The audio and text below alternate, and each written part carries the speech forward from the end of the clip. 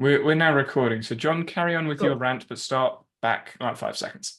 No, I'm going to start right in the middle because then that'd be annoying and it'd be useless. No, so there was a conversation. There was a video that was talking about a new way to fix ADHD, and I am so bored of hearing that sentence. Can we fix neurodiversity? Can we fix ADHD? Can we fix autism? No, because as you've so eloquently put for us as my big rant, that assumes there's a problem. Is there a problem? Now, there are real difficulties, but is ADHD itself, as an amalgamous label of things, a problem? I don't think so, no. It just requires a slightly different approach, which the moment you take a slightly different philosophical approach, oh, I wonder what that one is, everything just goes, oh, okay. Instead of it being indirect, meaning funky brain CPU thing, executive, I mean, it's the same thing. I just called it a random word, which is exactly what they did. But anyway, executive functioning, if we assume executive functioning is not even a thing, it is just a made up thing, which it is a made up thing because we still Yeah. don't fully understand what the fuck it is. And so we go, okay, what actually is it from our own perspectives? Well, we directly perceive the environment around us. We see opportunities for action and we act on those things. Those are the things that people with ADHD do. Now, whether they match what they want to do or they're trying to achieve is a completely different matter. That's a different thing Mhm. entirely. I would say with that, most people that I've experienced with ADHD and other related similar symptoms, it's not that they can't do things they want to do, because they can. Like, if they want to go and do something, they can go and do it. But things, when they say get in the way or they get distracted, that's where their attention goes. So it's not they can't do it, it's okay, we need to constrain what we're attuning our Yeah, attention to, because they can see different opportunities, and some opportunities are louder, weighted louder. differently, Yeah, that are weighted differently. And so field of once we affordances. understand, and once we understand that, which is the thing that I am like, can we let's talk about that, because if we can understand how our opportunities for action they are weighted, the whole thing is dependent on how we interact with the world, we can go, oh, cool. So I pay a lot of attention to this. Okay, I just need to go this way. Or no, let's look at this. Or no, or yes. Like it solves a problem we don't have. Yeah. Well, it tries to solve a problem that most people don't have. And the thing with the fix that when I hear new fix or therapy or whatever, it's it's marketed as this solution, but it's not like oh, you broke your leg, you need to fix the bone Mm, problem, because everyone's break, as it were, is different. Everyone's need will be different. So if you are saying, oh, okay, we're going to fix it, well, your fix is going to fix maybe one person, maybe two, because the others are going to need something slightly different because everyone attunes to different pieces of information differently because we all have variation. So it's like, it's not really a fix then, is it? no. It's a way you could try something. And don't get me wrong, the suggestion, whether it was like ergonomics, something or other, Is it ergonomic cognition or some yeah, uh, utter baffling, stupid words that just they tried to combine engineering with psychology, and I was like, cognitive ergonomics? yeah, there you go, whatever that means. I, Exactly. That's the thing. It's like it's just more words, words, words, words, instead of going, okay, what are these struggles? How can we either use them to our advantage because this is how we operate, this is how we interact with the world, this is what we do. Okay. Instead of trying to like stop the way we actually currently interact with the world, we look at how and why and what and go, let's explore that. What is it about this information are we wanting? Like what about this information is attracting us? Hmm. What is it? And then when we ask those questions, it becomes so much more Simple. This is where this question relates to a lot of things that I've been thinking about recently, or more recently at least, is in coach education, most people talk high level. In teacher education, most people talk high level. In politics, they talk even higher because they don't go into anything. Obviously, UK general election, we're going to skip that because it's boring, but politics is the same. When we're talking about all of these sorts of things, it's very philosophical. It is quite high level. So there's arguments back and forth, and I've discussed ecological psychology quite a lot on the channel. And again, they're back and forth, but there's no this is what you do. There's no how-to solution. I can't do a how to use ecological psychology. That is not a video I could make because ecological psychology is so high level when we're talking about the ideas. But once you've grasped the ideas to a depth that you can apply yourself, now you have practice. Now you have experiences that you're applying in practice. So when we're talking about all of these fixes and solutions, it's almost like, which is why I started the vlog, here is the problem I have. Here are the solutions I came up with. These are the things I tried to attune my attention to get things done during my day.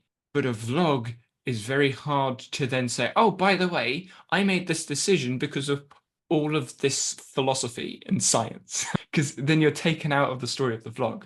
So it's like, my question there would be, how do we talk about the scenarios and the experiences that we have whilst connecting it to the philosophical approach that we take? John. I think it's specific constrained examples because I've been thinking about this a lot myself, and I've been starting to produce some content, some social media stuff around that of like, so we know this philosophy, the approach, but people don't really care. They want to know how to do things. So how do we discuss about how to actually do things? By discussing how we actually do things and go, this is why, because of these things. And often it is the lightest of touches that make people go, oh, I didn't think about that. Sounds like this, sounds like that. And then they connect it to something they understand. For example, that the relationship between the perception and action coupling is like intuition to some people. And I'm like, oh yeah, I see what you mean there. Because you don't go, okay, I am perceiving this thing and I'm acting in this way. No, it is just something appears, you do something, you feel something about it, you see something else, you go again, and you repeat. So it's like, yeah, that kind of, I see, because I had a couple of people message me when I was talking about it from a philosophical perspective of like, this sounds like intuition. This is how I mark as intuition. I'm like, I like that because it feels more known in the general part. It's a word that can be recognized and people can relate to it. Mm. The one, I guess, irk that I have with the intuition is that people assume that there was either processing that happened before it or it's unconscious processing. You're unconsciously processing something to get an answer. And then once you've done whatever it is and you've been intuitive, you can now explain it because you're now consciously thinking about it. Yeah. If that's where they're going with it, I'm not so sure.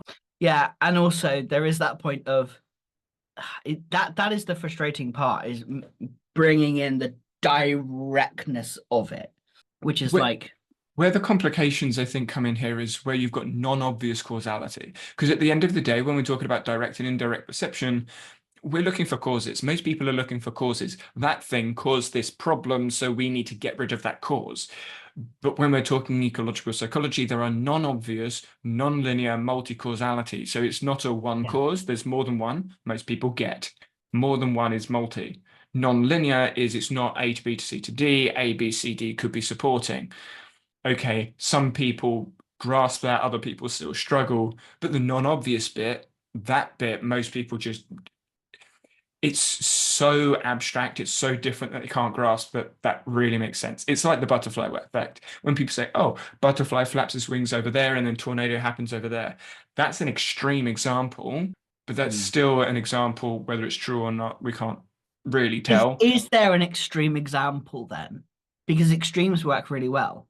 That right there is a non-obvious cause, but you can't prove that it's a cause. That's the problem. Like a lot of people want science to back up what it is that they're talking about, and it's very hard to prove a non-obvious cause like that. Because As otherwise it's not obvious. exactly. So if like there is something outside, maybe a bird flies across the window, and then I'm carrying on doing my thing, and I start thinking about something that could relate in some way to the bird. Maybe it has made me start thinking about an experience I had on the beach, and while I was on the beach, I was thinking about the way that I could do something in a trampoline world, and then I start thinking about coaching. I think, oh, actually, that's a good idea. I wouldn't Oh, know but that. that's just ADHD. Yeah, but I mean, I wouldn't know that. I don't think I would go, oh, the bird flew past the window. I need a bird to fly past the window next time for me to start thinking about this thing. It's not something I'm going to recognize. But if you take a study and you take your lenses and your microscope and you zoom in and then you do all the tests back and forth and you have a look at what's independent, what's not independent. This is what David Farrick talks about when we're doing the flow analysis. If you take them all and you compare all of the different things, if they are independent, fine. If they're not independent and they overlap, that bird flying across was actually a non-obvious cause. But unless you've got a microscope on that situation, you're not gonna know that. You're not gonna figure that out. You're not gonna realize, which is when people try and do the same thing and it's different, but they don't know why it's different. But there's non-obvious causes there, and because they're non-obvious, you don't know what you need to put in there. So trying to recreate a scenario that happened previously, I would argue, is pointless Yeah. because there are going to be Yeah. non-obvious causes that you can't account for. Which is why we play sport, which is why we do activities, it's why we talk with different people at different times, because they're non-obvious causes. So the experiences are going to be different and unique, sometimes small, sometimes huge. Yeah. But So, yeah. the question is, with the non-obvious causes, on a day-to-day basis, do they matter? Well, they do matter, yes, because they're there. But the information is there. But from a day-to-day basis, do we need to, well, we can't. We can't see these non-obvious causes in the whole point. So is there a reason to look for them? I would rephrase that. Instead of see, I would say perceive. And instead of saying can't perceive, I would say attune focus to. Yeah. Because we are perceiving them. That was exactly what I meant with what I said. Yes, we need to pay attention to them because the non-obvious causes, because we are constant, we are a constant evolving thing throughout That's time. true. The non-obvious causes are our past experiences. They are the bifurcations of previous learned experiences or just experiences in general. I was trying to explain this concept to James yesterday. Was it yesterday or the day before, I think?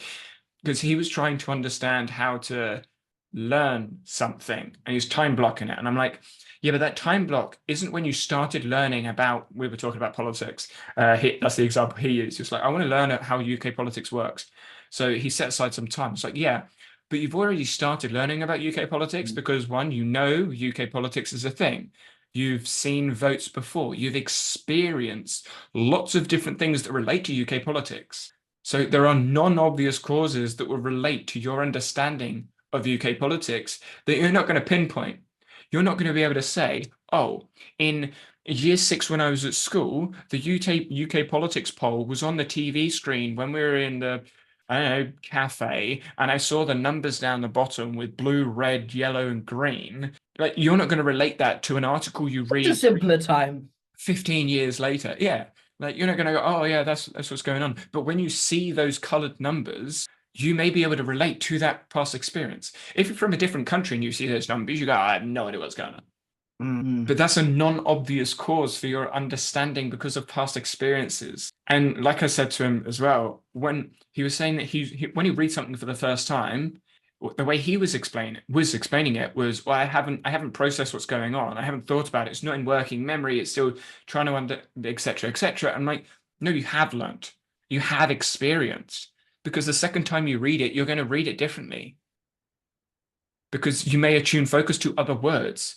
The first time you read it, you go, okay, I don't know where to attune my focus. I am a novice here. Second time you read it, okay, that word seems interesting, but I'm not sure why that's interesting. Third time you read it, oh, actually, it's not that word. It's those 3 words together that make me start thinking about this thing which I had over there, which is a past experience or a future idea. Oh, okay, now, and what he's doing is he's experiencing learning. That's what it is. Reading things 3 times over, which is why reading comprehension isn't just, I read it once, I now understand. No, bullshit.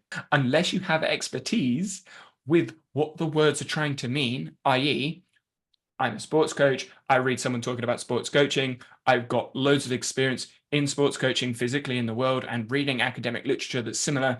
I read that sentence, go, yeah, I know where I need to put my focus. If you're a novice in that, you don't know where to put your focus. That's just what expertise is, explained ecologically, rather than, well, I've read it once. Now I have a schema of it and it's in working memory, but I need to process it. Now I need deep processing and blah, blah, blah, blah, blah, blah, blah. Feels so much. It feels so much more complicated. Well, it is, because there's so many more words that you need to grasp before you can even Just explain it. But this is the non-obvious causes because it's experiences. I think it was a little bit frustrating for James because he was trying to use the words that he's become familiar with. He watches Justin Sung's videos.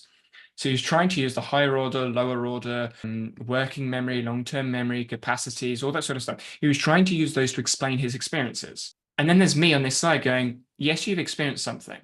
And then he would go into more working memory, long-term memory, goes into process. I'm like, yes, you had another experience of something. It's just like, you don't need all those words to explain things.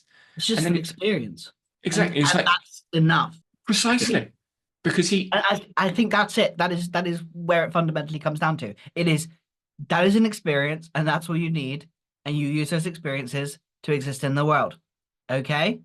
Let's just keep it that simple. Let's just make it that easy, because then you don't have to think about like what order of things you do things in and whether you sit down and do X, Y, Z or A, B, C encoding and like we don't need retrieval. any of this. Let's just put it away. You have experiences. Those experiences give you expertise. Go. Yeah. And that like and There. that What you've just said though, experiences give expertise. From James's conversation and a couple of others I've seen online, they see experience and learning as different. oh, interesting. Like, I see. when they talk about learn it, they talk something- about it different. So you have to learn something before you gain expertise, and the experiences do not give expertise. That makes sense, because as I was building up my business, I felt like I needed to learn more. And until I learned enough, I couldn't do any of these things or that things. But now I recognize that everything I have done before has given me expertise in multiple things at the same time. I have learned so much and experienced so much and done all of the things in business. It's been 12 years nearly now. You're I'm old. just sat there going, shit. It's been 12 years, but it doesn't feel like 12 years. But all of these experiences, I have expertise in multiple facets of business, from the marketing to the producing products to all of the things. And I've seen things grow and I've seen things change, and stuff has happened. And it's I remember when I first started, one of my coaches was like, yeah, don't worry about this. This has all happened before. We've been here long enough. Yeah, email's dead. Email's always dead. Yeah, this is dead. Yeah, it's always dead. It's always dead. Everything's always dead. And it's not. It's not actually dead. It's just people are feeling that way, so want to say that. And they want to sell something else. So it's not dead. It's just different. So what you've made me think of there is when you apply for a job, most people say a work experience over qualification, right? But you need the qualification to get the job. So you're like battling forwards, back and forwards when you're trying to get the job. But if we take an ecological approach to that scenario, the work experience is more valuable than the learnt qualifications, because it's experiences of making micro decisions in those environments. If you are in retail, how do you interact with different people for different problems, different things people are going to say, because who knows what they're going to say. If you've done a qualification, it's different experience.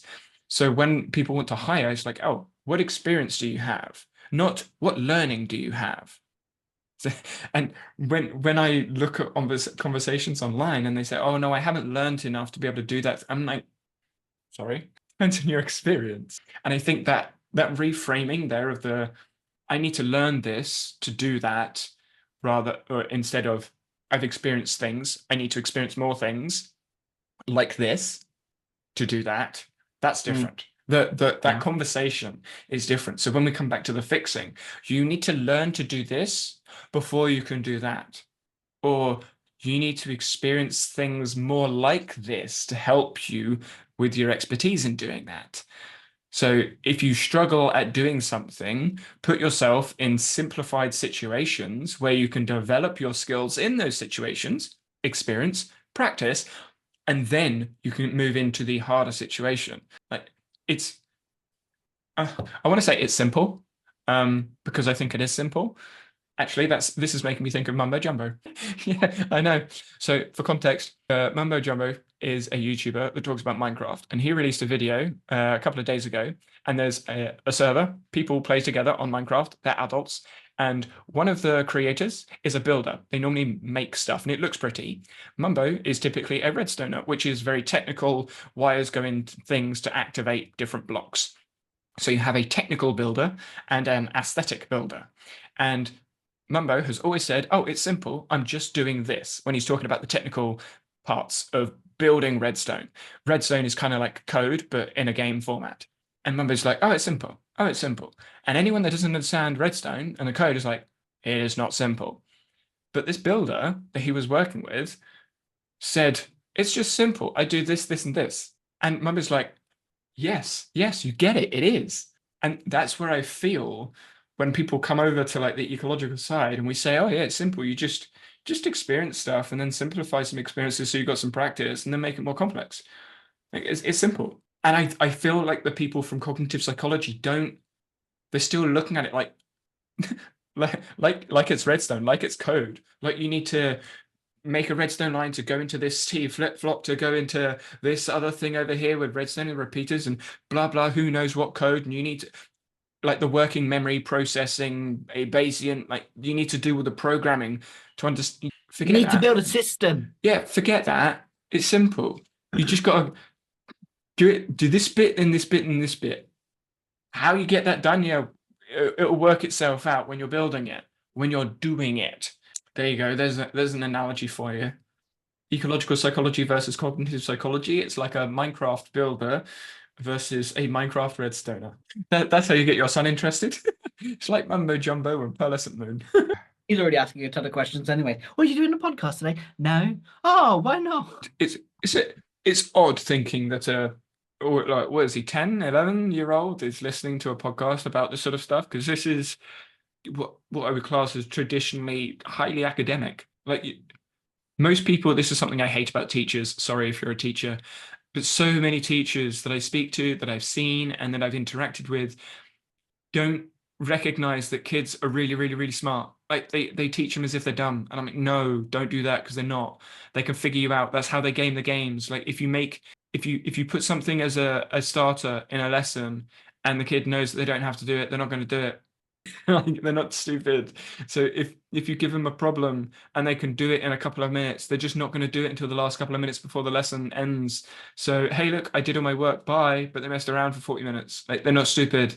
And when you try and feed them the food, they're going to go, no, bored of this, look elsewhere. Actually, you need to challenge them. And kids can probably get challenged quite a lot more because of the amount of information they're seeing online now. It is very different, isn't it? The amount of information that is actually online. Well, they are so aware. This is why I like online education. A lot of people are saying, ban phones in school, don't have phones, don't use technology. It needs to go back to the old days. So I'm like, no, use it. Yes, it's going to be difficult because there are lots of distractions. There are lots of things there that make it a complex environment. But that's where you as the teacher and us as the educators need to work out how to constrain the environments to make it effective learning. That's how I would argue. I'm using phones in my coaching scenarios in Trampoline. Like, some of the kids have phones. How are we using them? They are recording what they're doing. Then they are looking back at their recording.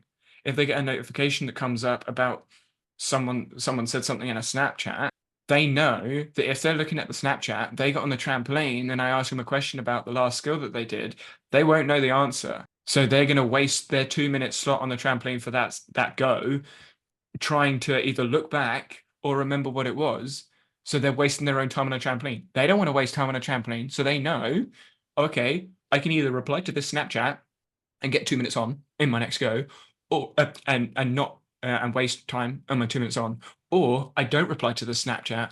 I look at the skill first, remember what I want to say next time, then reply to the Snapchat. So they are prioritizing where their time goes for what they want to be doing. Now, yeah, sometimes they just get off and just look at Snapchat the whole time, then they get on.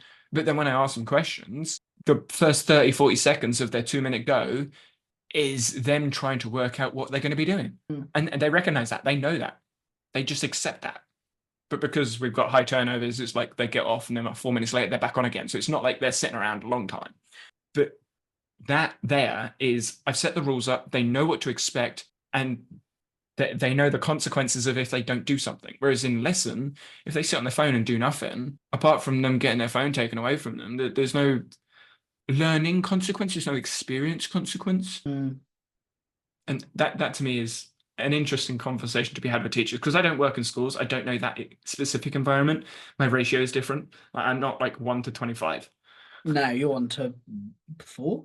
Depends on the trampolines. 1 to 6. But because the trampoline club, if that grows as quickly as I would like it to, if we've got 4 trampolines, we've got 2 coaches, then it'll be 1 to 6 because you have 3 on a trampoline. But it's not I say something, then you go off and do stuff. It's very interactive. Yeah. So it's basically this sort of interaction, but the full 40 minutes. And even though there's two people off the trampoline, they are still working with me because I will ask them questions about something that's going on in there. So it's more like a 1 to 3 ratio. And then if there's 3 on the other side, it's a 1 to 6 ratio. It's challenging to manage that because I don't just set them a task and go do it. No. So it's a different type of education. Yeah. How has that been received then? Like, because currently you're with you're working under someone. It is. I am. To put it bluntly, when most of the other coaches aren't there, I can do what I want. It's fine. So for context, a little bit of context for those that haven't watched the vlogs and understand the trampoline world, I don't have the right piece of paper to coach. So I have to be under someone else. And there are 4 coaches in the sessions that I coach at. 2 of the coaches are from the club. One of the coaches sort of helps the club. That helps the club, runs the session that I go to, but all the other sessions are run by a different coach. The 2 other coaches, when they're not there, I have far more freedom to do what I want to do and coach the way I want to coach. Those sorts of sessions, they're free, like free for me. When the other coaches are there, I am under one of the other coaches on a trampoline. So I do what I can when I can. But it is more of a challenge. So I do what I can when I can on the trampolines that I'm sort of on. But having said that, because we have a profoundly deaf person, I am the only one that knows sign, like SSE. So communication with that person is mainly through me and then some writing. Like the other coach writes on a pad. So it's sort of navigating the world. So I've had some experiences doing, like I say, the 1 to 3 ratio, the 1 to 6. And those sessions I feel went far better. But again, I don't have full control because I'm not the head coach. I don't have the right pieces of paper. I mean, one of the pieces of feedback I got when I did a session, there was 3 on the trampoline and there were 2 minutes. And the other coach sets 2 minutes, but then sort of like makes it a bit longer sometimes because he wants to talk, wants to do another one. It turns to 3 minutes, turns to 4 minutes, and it's very inconsistent. When I set 2 minutes, it's 2 minutes. 2 minutes is up, you go off. Like if you're mid bouncing and the alarm goes off and you do your skill, okay, that's fine. But like 2 minutes, that's it, done. And the feedback was, I feel so tired. And it's because they only had 4 minutes off because the goes were actually 2 minutes and they're actually turning it round. And they preferred it. There were 3 people, but they preferred it because it was 4 minutes off, 2 minutes on. But for those that aren't familiar with trampoline, 2 minutes is actually a really long time on a trampoline. Doesn't sound like much, but it is. When you're trying really hard on a trampoline, 2 minutes is a long time. You think about a competitive routine in the Olympics, like the bigger scores for a routine, which is 10 jumps, is 18 seconds. So you're on a trampoline for 30 seconds for a routine, times that by 4. So if you're practicing a routine, you might be able to get 2 routines in. That's twice the amount expected in an Olympic competition. Wow. When you think about it like that, it's like, okay, that's a lot. Like when you've got the higher level performance training, they will get on, do 3 or 4 skills and get off. They'll get on for like 30 seconds and get off because it's tiring. Or they'll do 2 or 3 versions of it, but they'll do it. Then they'll wait 10, 15 seconds, sort of like mooching about a bit. Then they'll do it again. The mooching about a bit is where the coach starts giving them all the instructions, which I don't like. But they're not physically ready yet to do another skill. So 2 minutes is actually a long time for trampoline. It's not like football where you run around for an hour and a half. That is fascinating. Yeah. Reframing sport like that has sort of been a challenge, because most people, when they think of sport, they think of continuous sports, tennis, rugby, basketball, because it's continuous. 100 meters, turn around to 100 meters. It could be dead. That makes sense. So are you going to get your like level 1, level 2? Like, where are you at in the certification? If you want to talk about this, we can, but it's So a bit sideways. it's quite interesting. I mean, I plan on doing a vlog update soon anyway, because there's so much progression. I won't get into, well, unless you want me to get into the logistics. So yes, I need to do the BG level 1, level 2. I will probably need to do all of them. For those unfamiliar, it goes level 1 is an assistant, level 2 is a coach, so you can coach by yourself when you're a level 2. That's basically £500 because it's 300. Well, it's 260 something for a level 1, and then 290 something for a level 2. So it's about £500. It would be 700 if you're not a BG member. To be a BG member, you have to pay £60. So it's loads of money here. That's level 2, and then you've got 2.1, 2.2, 2.3, 2.4, level 3, then level 4, level 5. Yeah. And each of those are like 250 per course. And so it racks up quick. So to be a level 2 is what I need to run a club. I am working with a level 2.4. So I can get the club going, and they are on paper the head coach. I am basically an admin person until I've done the level 1. The level 1, which you can share your thoughts on this, actually it'd be interesting. My level 1 is 4 3-hour webinar sessions, and then I record 35 minutes of a trampoline session, being given skills from a matrix to coach, and then an assessor looks at the video and then passes me, and then I have my level 1. That's what I pay almost £300 for. There is pre-readings, which is like slideshows, and I think you've seen one of the vlogs where I talk about some of the stuff in the slideshows. I'm like, I'm bashing my head against the wall. This is painful. Hey, most important learning style is auditory. I teach deaf people. Auditory, they can't hear. It's not important at all because they can't hear. Like stupid. I mean, that's just skipping over the entire learning styles thing. Well, yeah, exactly. Yeah. So that's the level 1 I have to like endure. Level 2 is going to be the same. All of them are going to be the same. So from a coaching perspective, are you going to end the recording?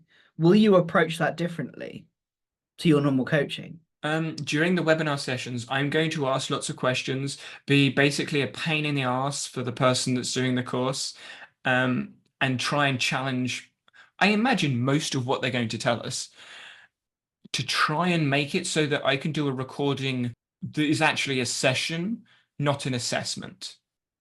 Because the way I view coach education is the assessments are bullshit, because they are trying, like, in the assessment, this matrix, I have to do a 10-minute warm-up on the floor. Why am I doing a warm-up on the floor when they're trampolining? And they're going to say because it helps prevent injury, and I'm going to say research doesn't support that. Then they're going to say it prepares them for activity. I'm going to say research doesn't support that. And then they're going to say, where's your research? The RAMP protocol in strength and conditioning: raise, activate, mobilize, and potentiate. Raise, you can do that on a trampoline. Activate, you can do that on a trampoline. Mobilize, you can't do that on the floor because trampoline is dynamic. Potentiate, you could do that on the floor, but now you're using maximum, so you need weights. You're not going to use weights on the floor unless you're using bodyweight exercises, which requires skill that they don't need on a trampoline, which is useless. So you might as well put them on the trampoline because that's potentiation for their skills. What you do is you simplify it. So can you do a warm-up for skills on a trampoline without the floor? Yes. So why do you do the floor? Because of strength and conditioning. Well, strength and conditioning is not training in sport. That's something different. Rant over. So that warm-up of the assessment is redundant. I am very much looking forward to this experience. And that is the reason why I stay. I mean, coach education is ridiculous anyway. Horse poo-poo. It's just shit. It's just shit. So even when With I a was, capital shit. yeah, with the capital shit, yeah. Like even because I did something that is, I think, continued like ICF certified, and they assumed I was a like ICF certified level 1, I think it is, coach. I'm like, no. Oh, you shouldn't have got in here. I'm like, I know, but I did. And they were all very surprised at how good I was at coaching, having no training. I'm like, yeah, because I've just experienced it, because I am a coach all of the darn time. I've spent most of my life coaching everyone around me. Stuart Armstrong's talking about this at the moment on Talent Equation. Yeah. Like Broken Coach Education, I think is the series. And he's basically saying like, we have coaches that are level 1s, level 2s, but are awful. And we've got coaches that don't have any qualifications, but actually really good. We need a way to say, hey, actually, these two are on the same level here. And a lot of coaches are dropping out as well, like in sport anyway, are dropping out as well because their kids have stopped playing or whatever, or they just don't bother doing the further coach qualification education because, as you've probably heard with the level 1, 2, blah blah blah blah blah. Like if I've got people that are recreational jumpers, according to BG, they're recreational jumpers. I wouldn't class them as recreational. I'd call them as trampolinists, but it's what insurance says. And they're not doing big, defined again by BG skills. Why would I want to do a level 2.1 to teach people a Rudy, a 1.5 twist in front somersault, if they're not doing somersaults? Like I wouldn't. There's no need for me to do a 2.1, 2.3. There's no need for me to do a level 4 if they're not doing doubles with 1.5 twists in. So it assumes the better coach, the level 4 coach, is better because they're teaching bigger skills. Horseshit. You can have a level 1 coach or a nothing coach that coaches better than a level 4 because they are asking questions. They are engaging the individuals. They are making it enjoyable. They're having conversations with them. They're not just giving them instructions about how to do the skill best for the judges. Yeah. And my frustration with this gets even worse when you look at what coaches are paid. The level 4 coach, according to BG, gets paid more than the level 2 coach. Because they are more qualified. Yes, they're more qualified. Doesn't mean they're a better coach. Doesn't mean they should be getting paid more. Because the level 2 coach may be far more competent than the level 4 coach, according to the qualification. So going back to your original question of where I'm at, I'm doing my level 1 in the next couple of weeks, or I'm doing the webinars in the next couple of weeks. Good fucking luck. Yeah, I will be vlogging. The venue, I'm still waiting on them to get back to me, which is annoying. The equipment, I'm working out funding, company, trustees, directors, bank accounts, all that sort of stuff. So yeah, Eastbourne Trampoline Limited will be a company eventually. It's just getting all the paperwork sorted. Once that's a company, I can then make a bank account for the company. Once I've got the bank account, I can then apply for funding so the funding can go into the bank account and then I can buy the equipment. Yes. Great fun. And then obviously marketing. So the social media stuff, website, Instagram, Facebook, because parents are on Facebook, people are on Facebook. So Facebook, Instagram, website, and then making posts, doing things, showing who we are, my face, etc., and then working out sessions. I mean, I've got a session calculator, you can imagine, with my particularities. I've got an Excel spreadsheet with calculations and what if this happens? What if that happens? You surprise me. Yeah, no. I'm not even joking. Like, I have an Excel spreadsheet and the sheet has got like, if I have one trampoline with 6 bouncers and we're paying this much for a session, and we pay this much for the court, and I'm paying this coach or this type of coach for this long, and it calculates all of those numbers. So I can be like, oh, if I've got 4, I break even. If I've got 5, I'm profit. If I have 3, it's not. So what if I change the number here? Okay, now, yeah. So it's literally calculating everything. Nice. So when people are like, have you thought about the money? Yes, I've thought about the money. I Just have a little. I have a projections calculator in Excel. Not in Notion? No, I wouldn't be able to. No. Far too many roll-ups and relations just to get simple calculation working. Well, actually, the formulas aren't too bad. Yeah, but how would I enter all the values in? Exactly. Yeah, it would be a huge concoction of a mess. Excel far easier. Reference cell. If only we could just reference cells, that would be so nice. But then they would have to rebuild absolutely everything. Yeah. I guess there's another thing. I was just looking at the time. Another thing that might be interesting to you, which you may have seen. I'm trying to find it on my desk now. Oh, it's already open. That's why. This, I'm showing it to the camera now. I did see that. That is fascinating. Yeah, so my problem is I'm going to show this to the camera, but I'm going to obviously talk it out loud as well for those in the podcast, is when I'm writing notes previously, I don't know how well that's coming across. Yeah. Now, I've got writing and it's great, but you can see on the side it's like books, and I have to like title the top of the page in a normal notebook, and then I'll do something else. So that's notes of me reading a book. I'll do something else, like something trampoline related, business related, whatever. And like, I want to add notes back to this page, but because it's a physical book, I can't add notes back to the page. So I'm like, how do I keep these so that I know where I'm looking and what I'm doing? So I literally, I went on PowerPoint and I made the digital appendix book. You can buy it on Amazon because obviously I needed to put it as a book for them to ship it out to me. So if you want it, great, go find it. If not, I don't care. But it's got tick boxes at the top, so I can say I've moved this over to Obsidian. On a notepad, I just had a line, so I had to like make it an obvious tick line. I've got a box that I can just look at. I got related sections down the bottom. I'll just show on camera. Related sections down the bottom, so I can add the number and be like, oh, the last time I spoke about this book was on page 4 or on page 3. And I've actually I don't know whether you can see that, but I can just write continued. So it's like, there you go. Hey, this is page 5. The one before is page 4. The one after is page 8. So you can see that the pages in the middle are not to do with the book. It's to do with me planning meal prep, and then a Todoist list because I broke my phone. Well, I lost my phone. For those that watch the vlog, I lost it on a beach. So I needed a to-do list, so I used that for it. But that little like book project, so useful. And that the content page at the front has actually become useful. It's literally just like numbers, like a table of contents of what's going where. Nice. And it's those simple things that I was doing in a book, but it's actually got space for it. I'm like, yeah, solves my problem. It's actually been useful, which has been surprising. I did see that. I was like, that is so cool and a little bit nerdy, and I really quite like that.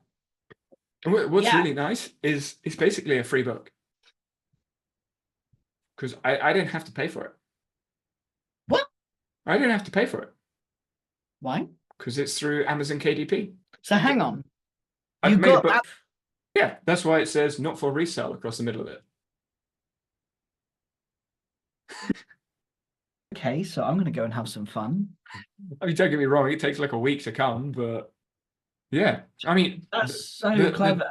The digital appendix thing is basically just, I went on Affinity, had a black background color, put digital appendix so that it's in the middle. And then because of KDP, you've got to make the title the same. So the title of this is the same as the title of the actual book, but you can do what you want. And then the inside, the actual manuscript is in PowerPoint. I made the dimensions right, just added in the squares and the lines and the words. Then had whatever it was, 120 slides in PowerPoint, exported as PDF, uploaded the PDF as a manuscript to KDP. Now I have a manuscript, I have an external cover.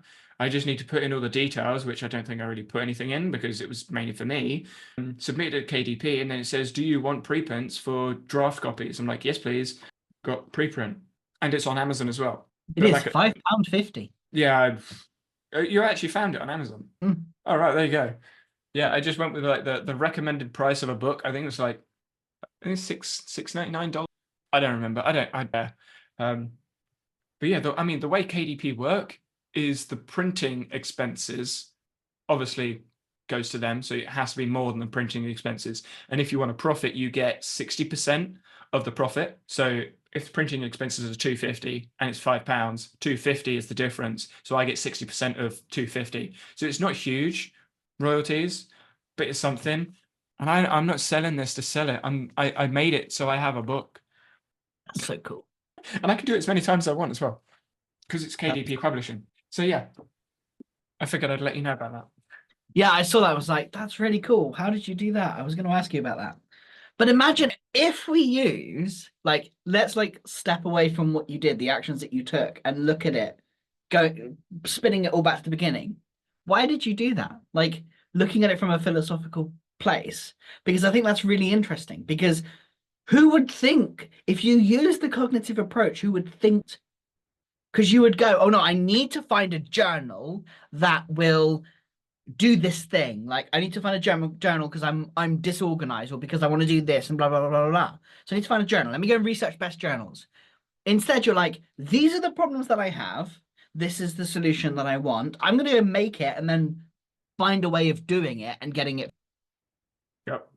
And I think that right there is a perfect example of the difference between like the traditional cognitive approach and the ecological approach. It's like, this isn't working. Why? Okay, these are the reasons why. Okay, cool. Let me do this so that this doesn't become a problem. Let me do this because that isn't a problem. Let me do this because this is a problem. How can I do it for free? Cool. I've just done it for free. Cool. I've got it now. Great. It's recognizing the constraints of the environments that you're in. Like it sounds so simple. It's like I wanted a way to know where I'm at, content. I wanted a way to know if it was in my Obsidian or not, tick box. I wanted a way to link pages together, related pages to them. Is there a book that does that? I couldn't find one in a quick search because all the interiors are just lines across. So it's like, you know what? I'm gonna just make it because I know what I want. And Yeah. it's funny. I showed it to my mum, and she was like, "That would be really handy for work." So she, for the contents page, it's handy because if she's got instructions. So for context, she works in a post office at the moment. So there's loads of different things to do, whether it's a passport, whether it's like driving license, or shipping something off with a big package, a small package, a letter, a first class, whatever. So there's different things you need to do, different things you need to check, and obviously going through the system, postal system as well, there's different buttons you need to push. So she's written it all down, so she's got instructions. Because you can just write it down, you've got the table of contents at the front. So you can say, big parcel, small parcel, wherever. So you've got an index at the front already available to you, which is nice. But what was also interesting is if you've got a small parcel or a big parcel, maybe there's different steps that go through because you're shipping it to different places. So if you've got a small parcel, you can have a small parcel page. But if you've got a small parcel page to a really unique location that's got certain things, that might be page 74 and small parcel is page 26. Instead of going back to the index, you just down the bottom in the related, you can say small parcel 74, and you can just flip straight to 74 because you've got numbers down the bottom. Like that's a use for this. I hadn't thought about until she said. And I mean, So cool. It's basically Obsidian in digital format. That's the way I see it, because the backlinks are the related pages. It's so simple. Crazy. Yeah, it's simple. I've got a question for you about trampoline. Okay. Because I know you've got a trampoline in your garden. Have you been on it? Not for a long time. Would you go on it? Yeah. The reason I ask is you have a similar experience to me when it comes to sight and hearing.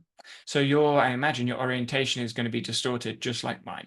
Yeah. I've trained on trampoline for 10 plus years. I don't know what the experience would be like for someone that's visually impaired.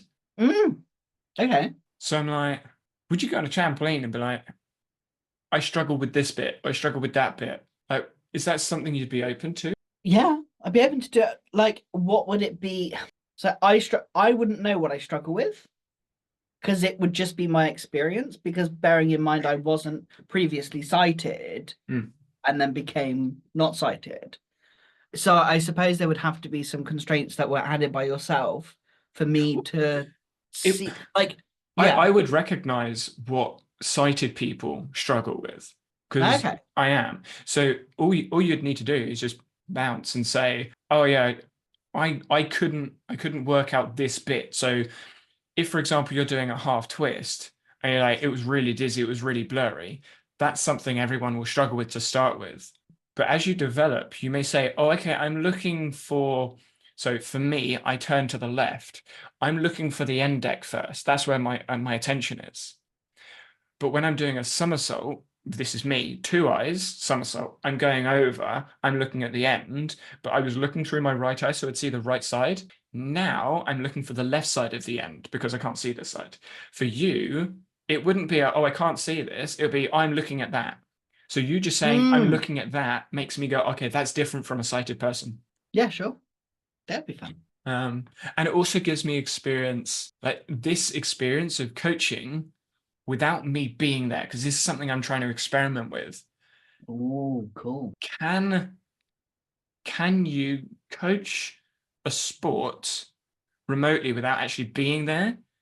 Because I essentially want you to become your own coach. Does that make sense? Yes, But yeah, you know nothing about trampoline. correct. It goes bounce, bounce. Exactly. So it's like, can I create a session? This is ecologically driven.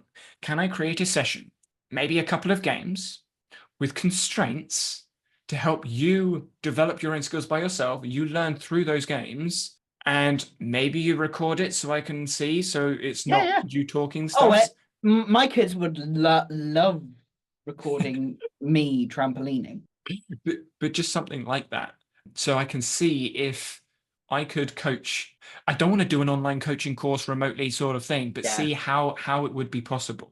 Because then I'm not limited to my location. And I'm not even limited to my club. Mm.